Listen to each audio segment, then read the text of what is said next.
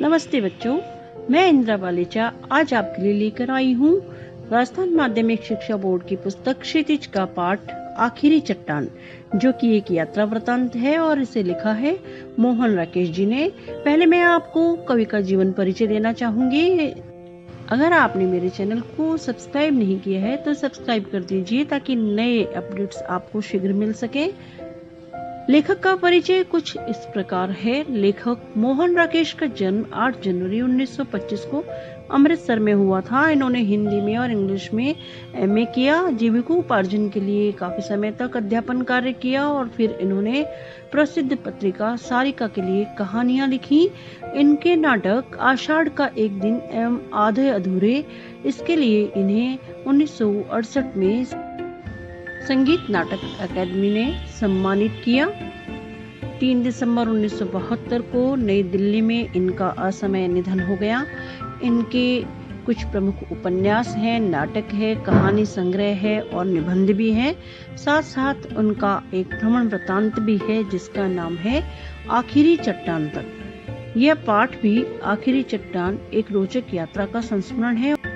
दिसंबर 1952 से फरवरी 1953 के बीच मोहन राकेश जी ने गोवा से कन्याकुमारी तक की यात्रा की थी। मानव मनोविज्ञान और सामाजिक संरचना की सूक्ष्म समझ के कारण यह यात्रा वृत्तांत भौतिक विवरण और आंतरिक मनोदशा का उदाहरण बन गई।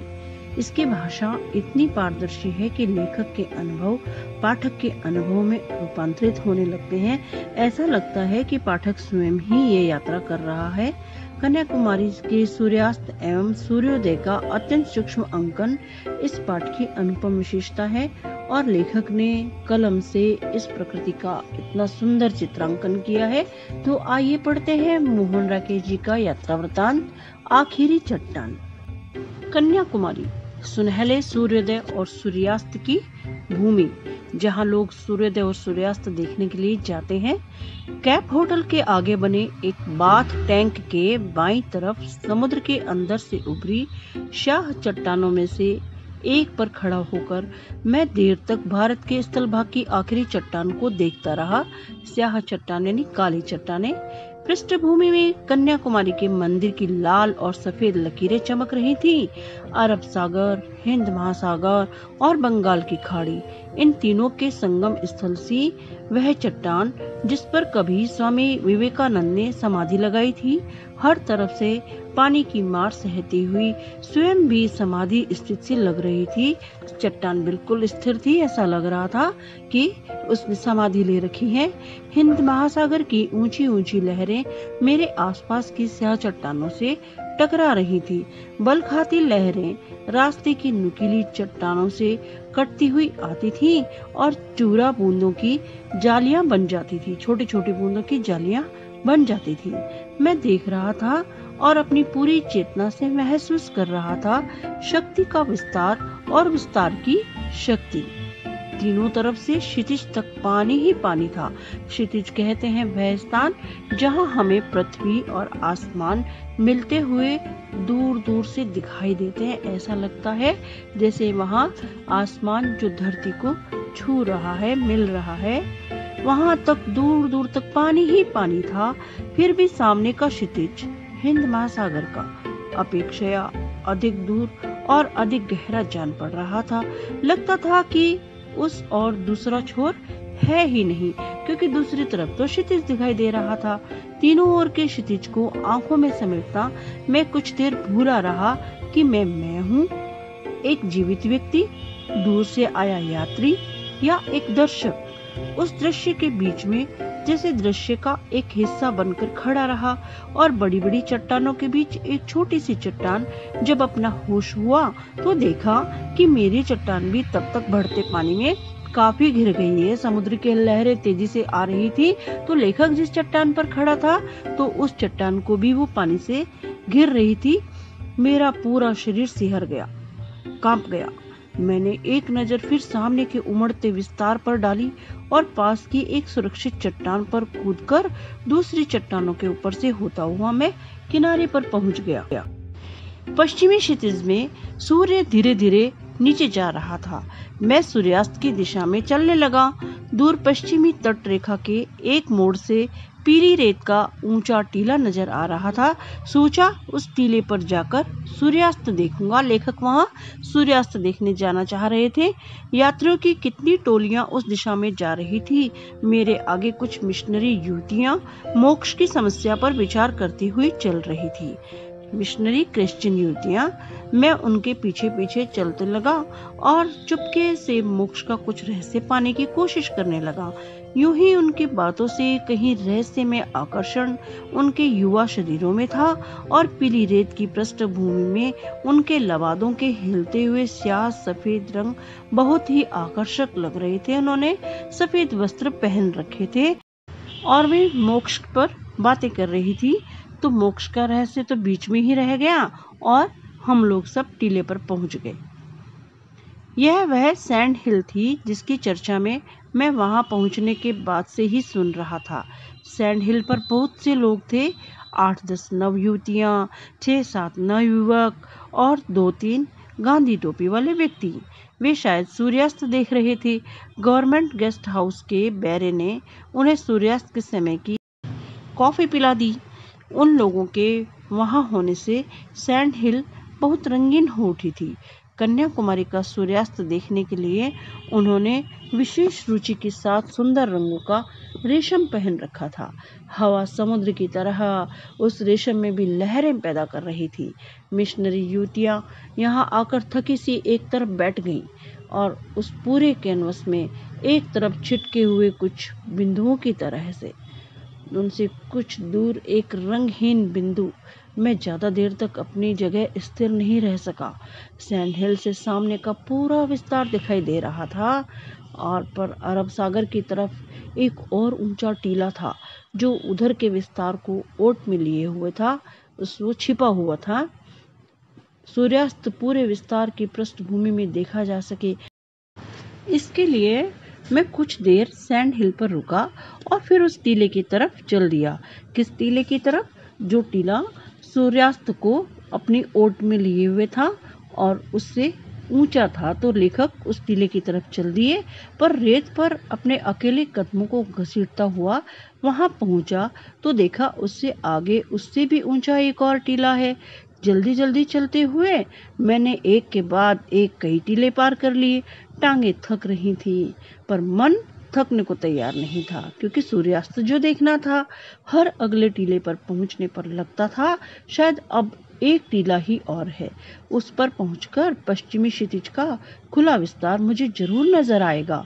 और सचमुच एक टीले पर पहुंचकर वह खुला विस्तार मुझे फैला दिखाई दे गया। वहां से दूर तक रेत की लंबी ढलान थी, जैसे वह टीले से समुद्र में उतरने का कोई रास्ता हो। सूर्य तब पानी से थोड़ा ऊपर था। अपने प्रयत्न की सार्थकता से संतुष्ट होकर मैं टीले पर बैठ गया, ऐसे जैसे वह टीला संसार की सबसे ऊंची चोटी हो और सिर्फ मैंने ही उस चोटी को पहली बार सर किया हो। वहां तक मैं पहुंचा हूँ। लेखक को ऐसा लग रहा था कि मैं ही पहला व्यक्ति हूँ जो इस टीले पर पहुंचा हूँ। पीछे दाईं तरफ दूर दूर हटकर उगे नारियल के झुरमुट नजर आ रहे थे। गूंजती हुई तेज हवा से उनकी टहनियां ऊपर को उठ रही थी। आकाश की तरफ उठकर हिलती हुई वे टहनियां ऐसे लग रही थी जैसे उन्मुक्त रति के क्षणों में किन्हीं नग्न वन युवतियों की बाहें हों, जैसे कि उन वृक्षों ने अपने दोनों हाथ आकाश की तरफ ऊपर फैला रखे हों और वो हिल रहे थे। पश्चिमी तट के साथ साथ सूखी पहाड़ियों की एक श्रृंखला दूर तक चली गई थी, जो सामने फैली रेत के कारण बहुत रूखी, बीहड़ और वीरान लग रही थी। सूर्य पानी की सतह के पास पहुंच गया था। सुनहली किरणों ने पीली रेत को एक नया सा रंग दे दिया था। उस रंग में रेत इस तरह से चमक रही थी जैसे अभी अभी उसका निर्माण करके उसे वहां उंडेला गया हो। मैंने उस रेत पर दूर तक बने अपने पैरों के निशानों को देखा, क्योंकि कोई और तो वहां आया नहीं। लेखक ने पीछे मुड़कर देखा तो उन्हें अपने पैरों के निशान दिखाई दिए। ऐसा लगा जैसे रेत का कुंवारापन पहली बार उन निशानों से टूट गया हो। इससे मेरे मन में एक सिहरन हुई और हल्की उदासी भी आ गई। सूर्य का गोला पानी की सतह से छू गया। दूर से लेखक सूर्यास्त को देख रहे थे। उन्हें लगा कि सूर्य का गोला पानी की सतह से छू गया। पानी पर दूर तक सोना ही सोना डुल गया। कैसे डुल गया पानी पर दूर तक सोना ही सोना? क्योंकि वह पानी सूर्य की रोशनी से ऐसा पीला पीला चमकने लगा जैसे सोना बिखरा हुआ हो। पर वह रंग इतनी जल्दी बदल रहा था, किसी भी क्षण के लिए उसे एक नाम दे सकना असंभव था। सूर्य का गोला जैसे एक बेबसी में पानी के लावे में धीरे धीरे डूबता जा रहा था।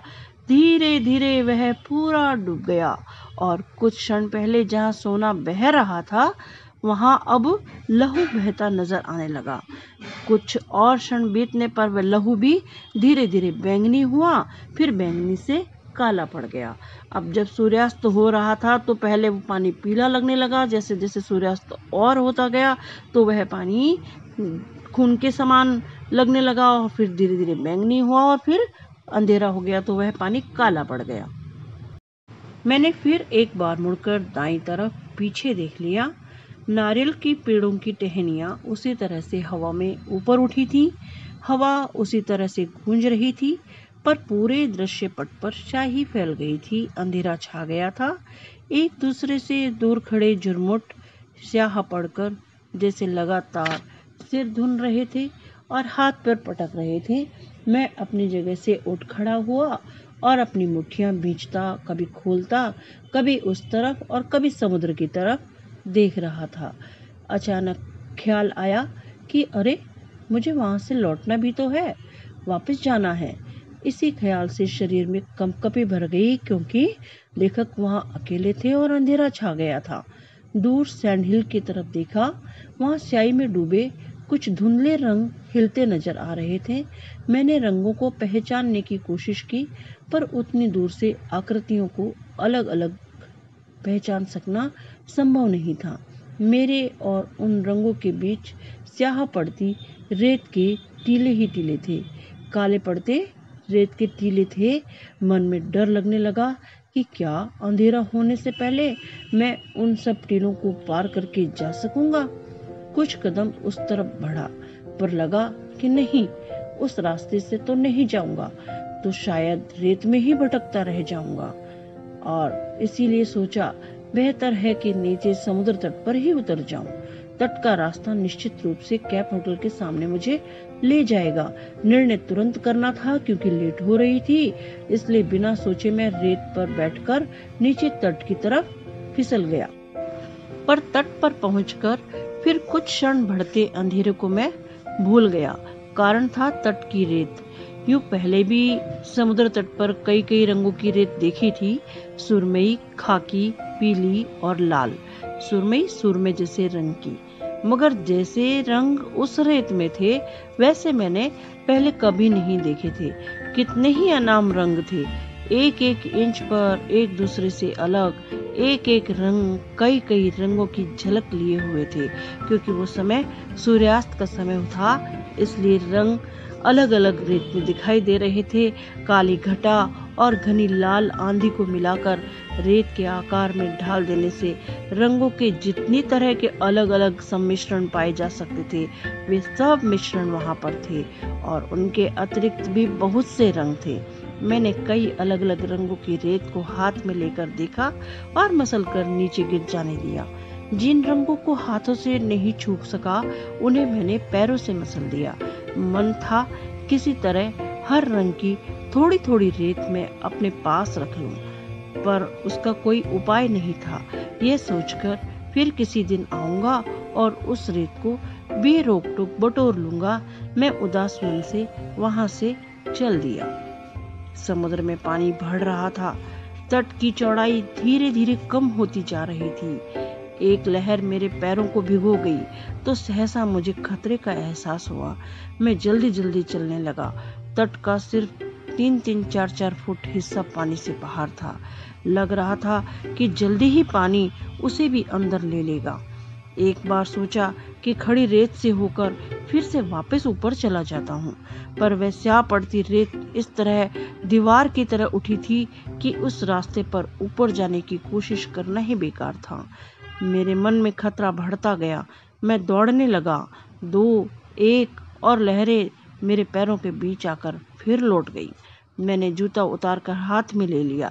कल्पना कीजिए, बच्चों की समुद्र के किनारे लेखक अंधेरे में अकेला है और वापस लौटने की कोशिश कर रहा है। समुद्र का पानी बार बार उन तक पहुंच रहा है, तो क्या हो रहा होगा। एक ऊंची लहर से बचकर इस तरह दौड़ा जैसे सचमुच वह मुझे अपनी लपेट में लेने आ रही हो। सामने एक ऊंची चट्टान थी। वक्त पर अपने को संभालने की कोशिश की, फिर भी उससे टकरा गया। बाहों पर हल्की खरोंच आ गई, पर ज्यादा चोट नहीं लगी। चट्टान पानी के अंदर तक चली गई। उसे बचाकर आगे जाने के लिए पानी में उतरना भी आवश्यक था, पर उस समय पानी की तरफ पांव बढ़ाने का मेरा साहस नहीं हुआ। मैं चट्टान की नोकों पर पैर रखकर किसी तरह ऊपर तो पहुंच गया। सोचा नीचे खड़े रहने की अपेक्षा वह अधिक सुरक्षित होगा, पर ऊपर पहुंचकर ऐसा लगा जैसे मेरे साथ एक मजाक कर दिया गया हो। चट्टान के उस तरफ तट का खुला फैलाव था, लगभग 100 फुट का। कितने ही लोग वहां पर टहल रहे थे। ऊपर सड़क पर जाने के लिए वहां से रास्ता भी बना था। मन से डर के निकल जाने से मुझे अपने आप में कुछ हल्का लगा और मैं चट्टान के नीचे कूद गया। रात, कैप होटल का लॉन, अंधेरे में हिंद महासागर को काटती कुछ स्याह लकीरें, एक पौधे की टहनियां, नीचे सड़क पर टॉर्च जलाता बुझाता एक आदमी, दक्षिण पूर्व के क्षितिज में एक जहाज की मध्यम सी रोशनी, यानी हल्की सी रोशनी। मन बहुत बेचैन था। बिना पूरी तरह भीगे सूखती मिट्टी की तरह से मन बेचैन हो रहा था। जगह मुझे इतनी अच्छी लगी कि मन था अभी कई दिन नहीं कई सप्ताह तक वहां रुकूं, पर अपने भुलक्कड़पन की वजह से एक ऐसी हिमाकत नहीं कर पाया कि लग रहा था वहां से मुझे तुरंत लौटना पड़ेगा। ऐसा लग रहा है लेखक के बात से कि वो अपना कुछ भूल आए हों, इसलिए वहां रुकने की हिमाकत नहीं कर पा रहे थे। अपना सूटकेस खोलने पर पता चला कि कन्नानौर में 17 दिन रहकर जो 80-90 पन्ने लिखे थे वहीं मेज की दराज में छोड़ आया हूँ। अब मुझे 2 में से एक को चुनना था।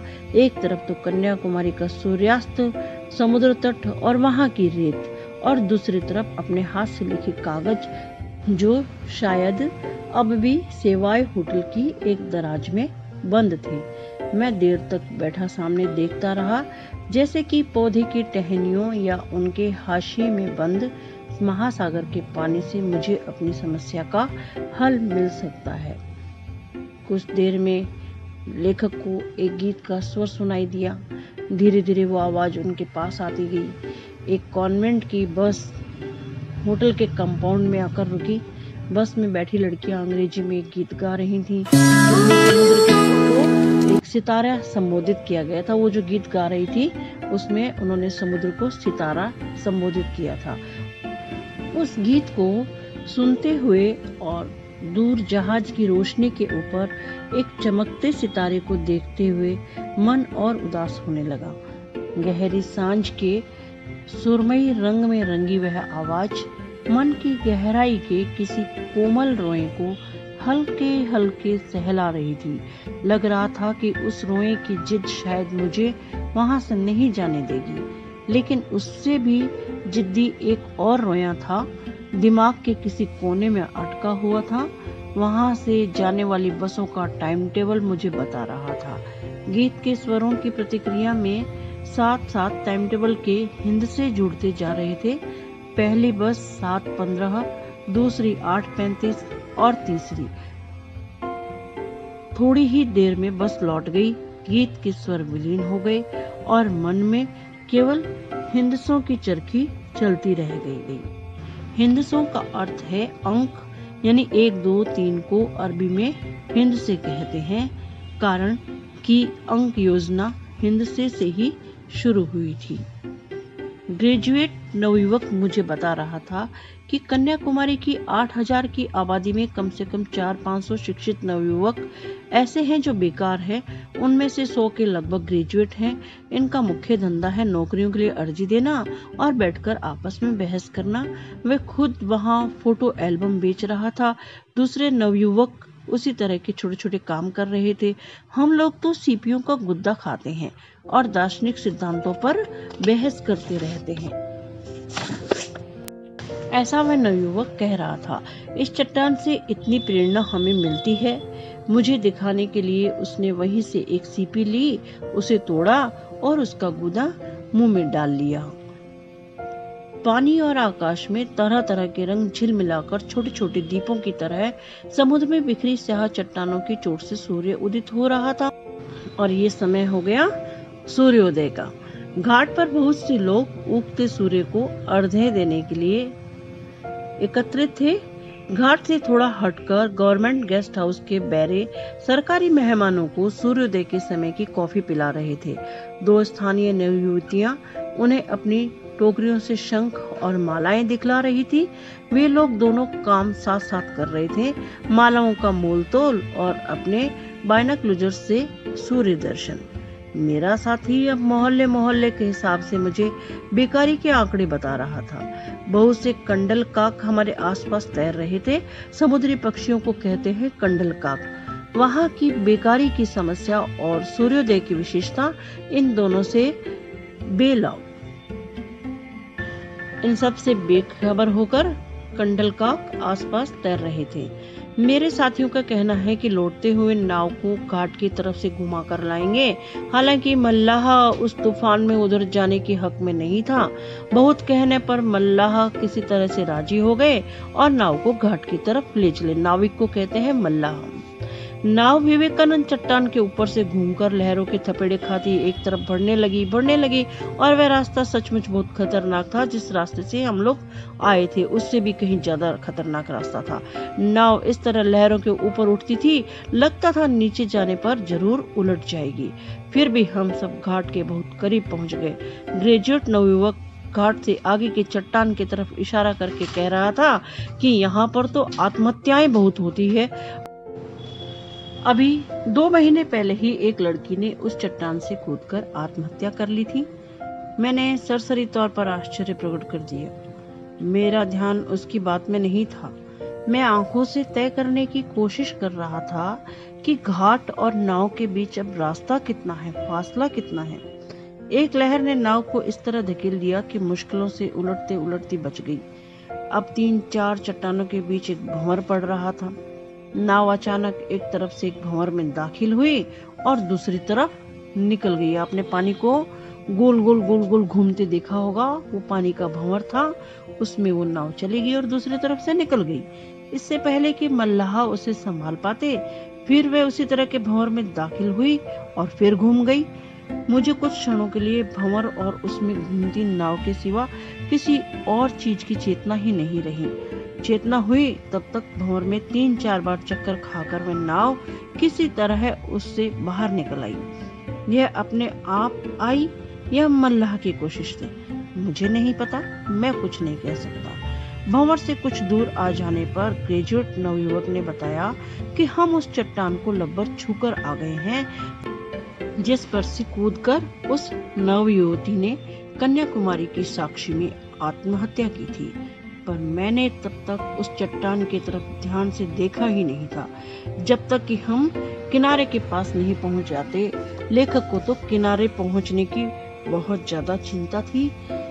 वह भी वहां पहुंचकर जाना कि घाट की तरफ से आने का इरादा छोड़कर मल्लाह उसी रास्ते से नाव को वापस लाए हैं जिस रास्ते से पहले लेकर गए थे। कन्याकुमारी के मंदिर में पूजा की घंटियां बज रही थी। भक्तों की एक मंडली अंदर जाने से पहले मंदिर की दीवार के पास रुककर उसे प्रणाम कर रही थी। सरकारी मेहमान गेस्ट हाउस की तरफ लौट रहे थे। हमारी नाव और किनारे के बीच हल्की धूप में कई एक नावों के पाल और कंडल काकों के पंख एक से एक चमक रहे थे। मैं अब भी आंखों से बीच की दूरी नाप रहा था और मन में बसों का टाइम टेबल दोहरा रहा था। तीसरी बस 9:40 पर, अच्छा तो चौथी। इस तरह से लेखक सोच रहा था कि चौथी कब जाएगी। और उसके बाद एक शाम और मैं वहां रुका और कनौर लौट गया। वहां जाकर अपने लिखे कागज तो मिल गए, पर तब तक चौकीदार ने उन्हें मोड़कर उनकी कॉपी बना ली थी। कागजों पर लिखाई एक ही तरफ थी, इसलिए उनके खाली हिस्सों पर उसने अपना हिसाब लिखना शुरू कर दिया। जब मैंने कॉपी उससे ली तो शायद उससे कम निराशा नहीं हुई होगी जितनी कन्याकुमारी पहुंचकर अपना सूटकेस खोलने पर मुझे हुई थी, क्योंकि शायद लेखक के लिखे पन्ने खराब हो गए होंगे। तो ये था मोहन राकेश जी द्वारा लिखित एक यात्रा वृतांत, सूर्यास्त और सूर्योदय का कन्याकुमारी से दर्शन। बहुत ही सुंदर यात्रा वृतांत था। आप भी अपनी किसी यात्रा का वृतांत अपने शब्दों में लिख सकते हैं और अपने सुंदर शब्दों में प्रकृति की छटा का सुंदर वर्णन भी कर सकते हैं। इससे आपकी रचनात्मक शक्ति का विकास होता है। आपने वीडियो को अंत तक देखा, उसके लिए थैंक्स फॉर वॉचिंग। मिलते हैं नेक्स्ट वीडियो में। बाय।